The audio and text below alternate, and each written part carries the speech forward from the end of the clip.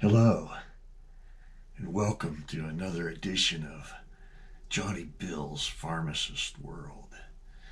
And this morning we're going to talk a little bit about pharmacy and the Covid-19 crisis that we've all been in for a while now. And I'd like to share my thoughts and first of all give a shout out to all the independent pharmacies in this country who are really doing a great job with this crisis, especially the 3 local independent pharmacies where I've helped out some in the past. I'd like to give a special shout out to Claypool Hill Pharmacy and their staff, and Scotty Pharmacy and their staff, and Old Virginia Pharmacy and their staff, and a special shout out to the Helping Hands Hospice and their nursing staff who are out there being angels of mercy and helping patients every day. And I'd also like to encourage all the students and faculty at the Appalachian College of Pharmacy. And they're doing a great job online and helping out the community, and the students are adjusting to quite a change in everyone's way of life. And I'd like to encourage everyone out there that's watching to keep the faith and to keep pressing on, and we'll get through this together. First of all, I'd like to just talk about what the COVID-19 crisis has proven to us so far. And number one, it's proven that we need God more than ever. And that just speaks for itself, folks. Number two, we need to fix our broken healthcare system and make improvements immediately, or our very survival as a society are at risk. Number three, we need guns to protect ourselves, because the risk of the benefits and the breakdown of society's safeguards in a pandemic, as we've seen, are not guaranteed. People need to be able to protect themselves. So I think it's been evident that gun control is now the last thing that should be on our minds. Remember, this is probably not our last encounter with a viral or a bacterial pandemic or epidemic. I think this has probably been sent as a warning for us to get ready and to we need to adapt quickly and learn the things that we've learned from this crisis. Or if we don't adapt quickly, we'll perish quickly when the next worse epidemic comes along. And I think, that speaks for itself too. There's been a lot of successes in this crisis, and there's been a lot of failures. And that's natural, and that's the way things go. And it's just a matter of how quickly we learn and adapt from the failures, and how much that we promote the successes that will lead to our very survival, folks. So I think we've seen we need to close off the country quicker, seal the borders quicker, invoke social distancing before it spreads and still quicker.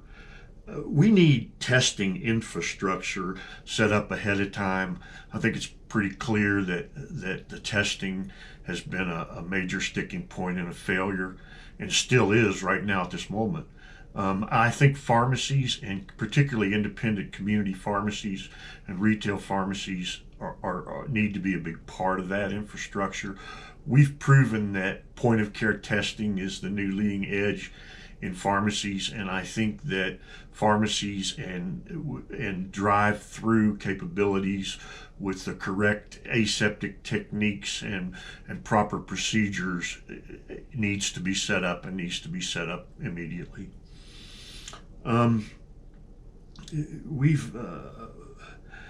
We need to become preppers and not hoarders after it's too late and the supply lines are overwhelmed.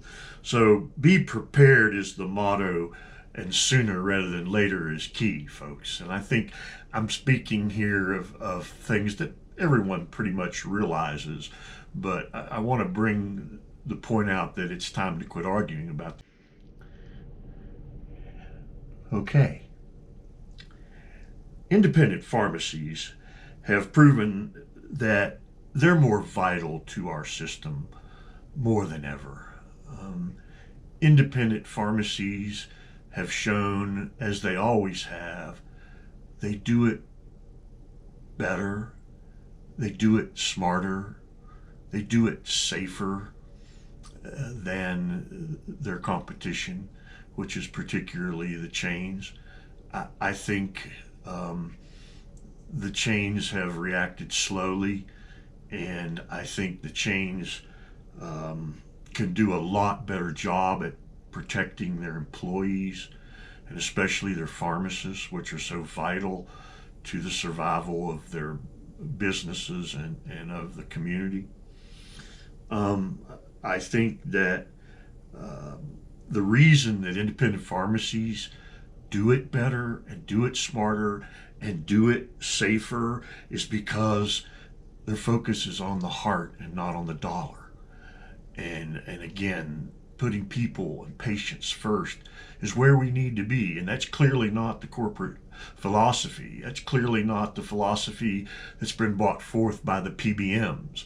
And I'm, talking a lot to CVS Caremark, which is probably the poster child of the PBM corporate philosophy, and has reacted very poorly during this crisis. They've not protected their staff. They're not protecting their pharmacists. All they're caring about is foot traffic and profits, and they've not provided protective equipment quick enough, good enough. They're not adapting. What we're seeing at independent pharmacies is great adaptation, whether it's making do-it-yourself masks that are comparable to N95 specifications, using filters from shop towels, using filters with HEPA filters from vacuum cleaner bags, adapting with gloves, compounding hand sanitizer and making sure the staff and your customers has access to hand sanitizer. The independent pharmacies have been doing all that.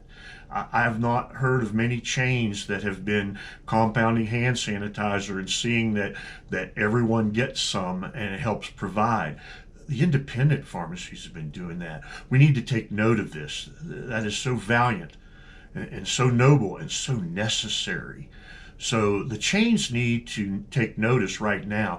You need to do things better. The State Board of Pharmacies need to take notice of what the chains are doing wrong and stand up and not be complacent, and to enforce these new rules that are for the better protection of the public, where the chains aren't doing it so well and the independents are doing it better. That needs to be recognized, and we need to have regulations in place that ensure that next time this happens, that this happens ahead of time and not after the pandemic or epidemic is already spread. So during this crisis, we need to be quicker at doing proactive things like going to drive-through only, going to curbside pickup services, delivery. We need to figure out a way that they can still make the money, still make the profits, and still protect their employees and their staff. That's just sense. That's just common sense. So I think that the chains have proven that the PBM philosophy is to make as much money as possible with no regard for anything else. That needs to go. okay? The time has come that PBM philosophy in our country needs to go, okay? If not, we're going to perish at the hands of the next epidemic. There comes a time when if you lose sight of everything except money, that evil will overtake you. And that is at hand now, and is certainly on the horizon if we don't learn from this. Wake up, America, please. So these companies, have to realize that if you lose your pharmacist and your technicians, that's going to shut you down. And it's not smart. Protect the people needs to be the motto and not the opposite. Greed can no longer be the rule, or we will perish. Believe that, folks. It's the truth. Also, the fact is that the PBMs have made the retail pharmacy sector so unprofitable that they've become not viable.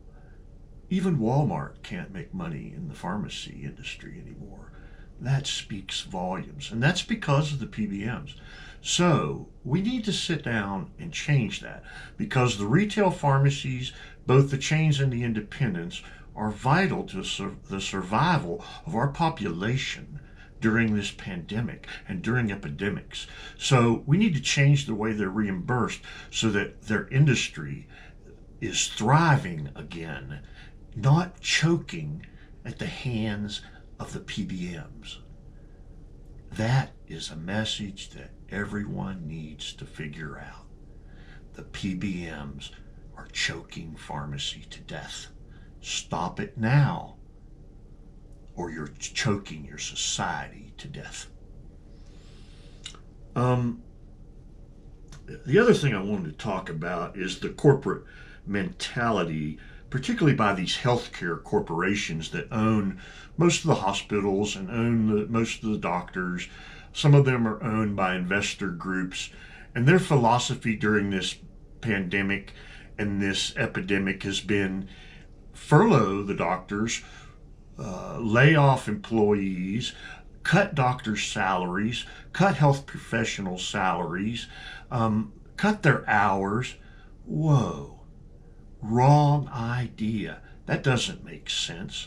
Do you think doctors grow on trees? No. You think pharmacists grow on trees? No. You think particularly good pharmacists, good doctors, and good nurses grow on trees? No. Why do you want to alienate these people by furloughing them and cutting their hours and cutting their salaries during a crisis? How smart is that, America?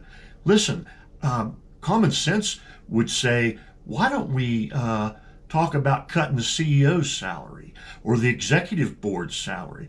They make so much money that a small cut across the board by the CEOs and executive salaries could put off the furloughs and the salary cuts and the hours cuts by the employees that are vital. Let's trim the fat and not the muscle. Hey, how about that common sense idea, America? The corporations don't want to hear this, but it's time to listen, and it's time to listen to this idea now, because that doesn't make sense what's happening during this crisis. So basically, the time has come in America for the medical, the pharmacy, the industrial titans to all sit down at the table and have a real discussion about reform.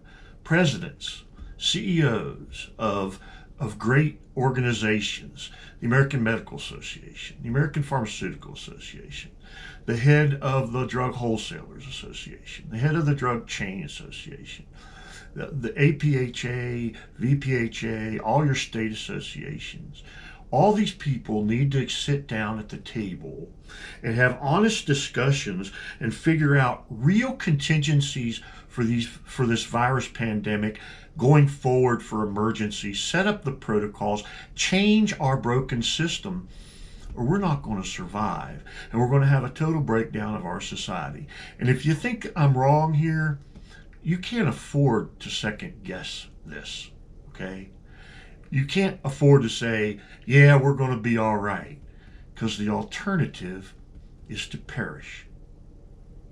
And that's what I'm here to warn you about today. And I think it's pretty evident that it's time to fix this, to fix these problems. Or we're looking at a real life version of The Walking Dead, folks. And the people that can help you the most are your doctors, your nurses, your pharmacists, and the people that are out there risking their lives during this pandemic. My hat is off to you, and let's remember it's time to turn to God and to humble ourselves and pray, and He will heal our land. Thanks for listening here on Johnny Bill's Pharmacist World. I'll see you later. Bye-bye.